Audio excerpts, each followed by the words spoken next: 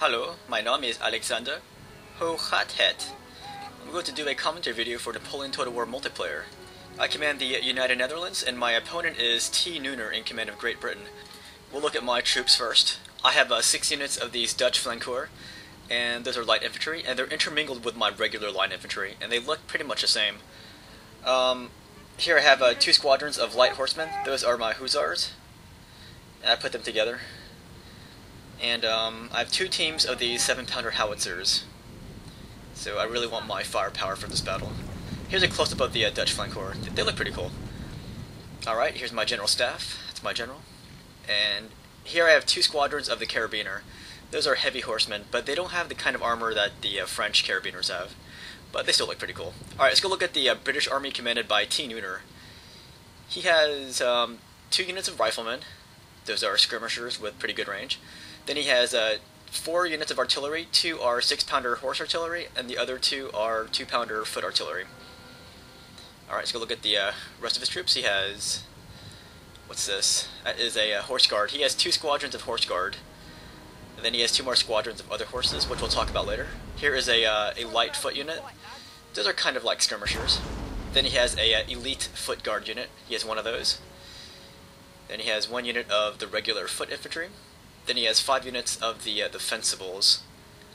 And I think fencible is a pretty good choice because British units are pretty expensive. Alright, that's his general unit. That is a general staff. And I didn't show you, but my opponent also has 2 more horse squadrons. One is a dragoon guard, and the other is a regular dragoon. And he started off the battle by crashing into my skirmishers. And that was because of the way I advanced. He saw an opportunity and he took it. Very aggressive. And he routed one of my skirmishers. Over here he wasn't so lucky because I had my carabiners nearby, so I countercharged his dragoons here. So those dragoons won't be able to last too long against my carabiners. And you can see on my right flank that my opponent also launched his forces on this sector as well. So here comes his horse guards. Those are very elite British units. He's going to crash into my carabiners over there. But I'm going to concentrate on showing you this fight first. This is on my left flank. There he withdrew his horses, his dragoon guards, when he saw my infantry coming up, and then he charged my other infantry up the hill. But I formed my guys into a square, so that's not going to go too well for his dragoons. Alright, back to the right wing over here. This is the action. My carabiners are pretty good, but they're not as good as the horse guard, so my carabiners rout, and I wasn't too worried about that. I guess you could say I didn't carabine. Alright, so I countercharged with my hussars, and in a 1-on-1 equal fight, hussars would lose to horse guards, but since his horse guards were depleted from the previous fight, my hussars were able to rout this unit of elite British cav. So they're going to bug out of there for now. And I chased him for a bit, just because my horses can keep pace with them, because they're light horses. And this was his other charge, and I was able to get my guys into square. So here he should have withdrew immediately. Oddly enough, my opponent's horse guard, they lasted about 5 minutes against all my troops over here. So I was a bit surprised at how well the morale was kept up with his horse guard.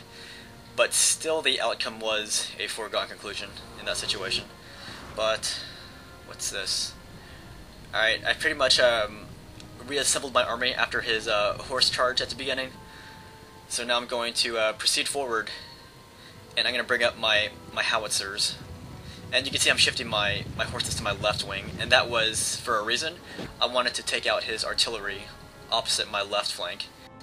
In any case, this little hill that I'm on, this is in the middle of the map, so typically players would fight for this central location. But since he gave up that piece of terrain, and since he's content to sit back with his artillery and shoot at me, I decided to play the same game. And I have my howitzers targeting his army. I decided to take a few shots at his general, just to demoralize his men. Unfortunately, he was able to retreat his general without losing his general. Alright, so now my opponent, he doesn't like all the explosions that my howitzers are causing, so this is going to induce him to press forward here and try to take out my howitzers. But in response, I'm going to bring up my infantry off of this hill so I can fight in front of my howitzers. And you can see in the background that my howitzers are making quite an impact in this battle. Alright, so he is launching this weighted attack on my left flank, or so it seems, but then he shifts his attention back towards my center here. So that was pretty good, because it gave me enough time to bring my troops in the center down and form up for battle. And while my opponent is taking his time in assembling his army in front of my hill, that is going to give my artillery some time to launch some more blast at his troops as they come by. So every second he wastes assembling his troops is going to be costly for him. So my opponent is going to get a little desperate here. He's going to charge without launching a few musket volleys. And he's engaged with my skirmishers, and while they're caught in my skirmish screen, my line infantry just behind are going to take some nice little musket shots at those British troops. I think my opponent could have avoided this kind of situation had he fought for the center, as opposed to sitting back and letting me take control of it. But it's still going to be a nice little fight here. And yeah, his troops are clustered right there, and that's when I brought up my skirmishers on both wings and started shooting at that big horde of red troops from the flanks. And as they retreat, I decided to target that big mass with my artillery, and I'm going to save my horses for the attack on his artillery pieces. But yeah, all these guys are going to leave the battlefield. They're not going to come back from routing here. And yeah, I've got my artillery going at them, and that'll help keep their morale down so that they don't come back from retreating. Alright, this is action on my left flank. This is many minutes later. I was able to occupy that building by his artillery, and I was afraid that as I advanced forward here into his flank that I would take shots from his skirmishers, but he had no skirmishers on this side.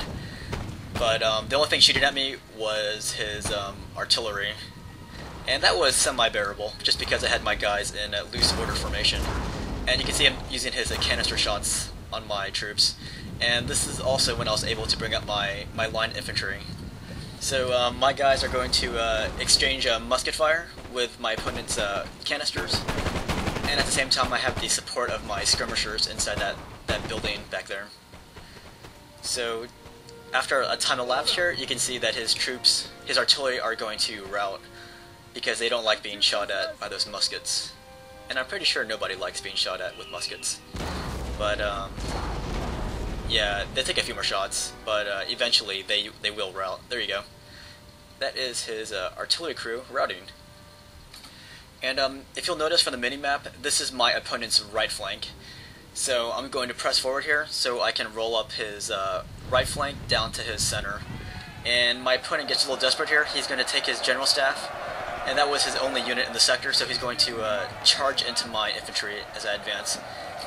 And my infantry could have easily beaten back these guys by themselves, but since I had my hussars nearby, I decided to countercharge from behind, and that is also going to kill his general too.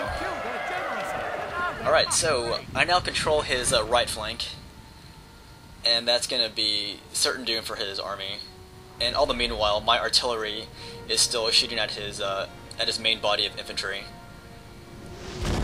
So there's my howitzers doing their thing, and my opponent's going to advance yet again.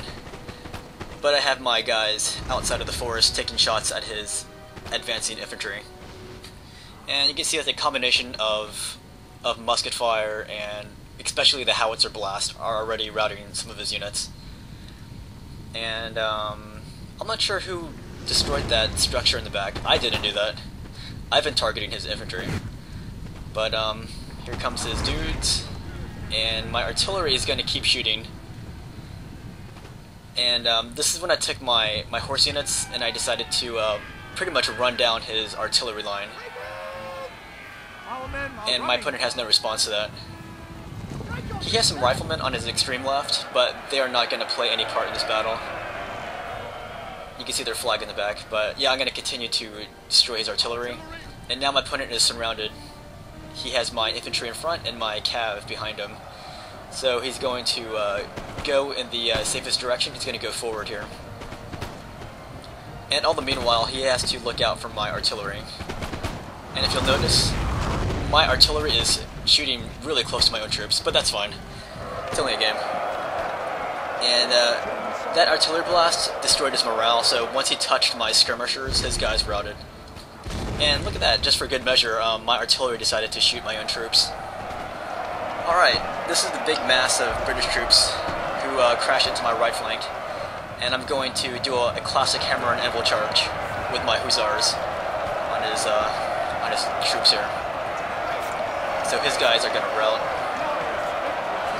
Alright, so that is going to start the rout of the rest of his army. And they're going to try to escape.